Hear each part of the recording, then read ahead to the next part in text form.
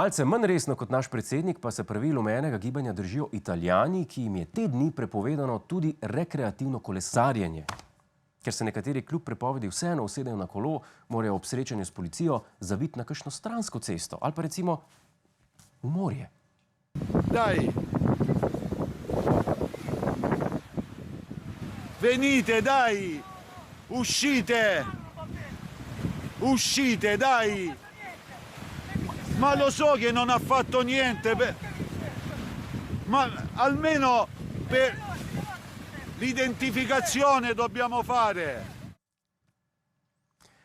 Kolesar se je na koncu vendarle predal policistu, ki pa mu kazni ni mogel izreči, saj je kolesaril več kot 5 metrov od obale, kjer že veljajo pravila pomorskega prava.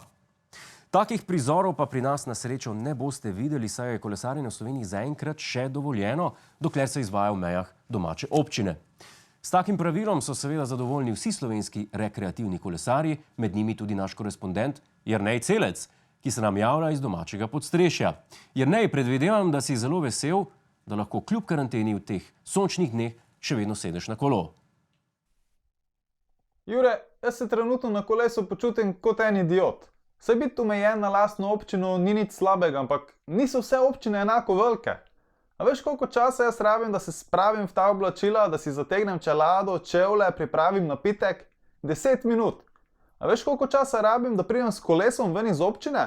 4 minute 30. Tak sem kot ena najstnica, ki gre v disko. Več časa se rihtam, kot dejansko migam. Ko pa že grem na kolo, pa zgledam kot 6-letnik, ker se 100-krat peljem gor pa dol po isti ulici. Samo še en zvonček rabim, da bom lahko cingljal naokoli.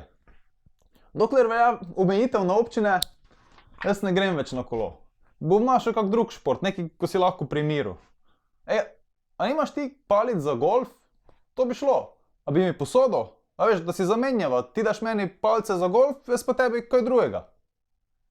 O, ne, to je pa draga oprema, ne bi jaz tega posojil. A res ne bi zamenjal? Kaj pa zdaj?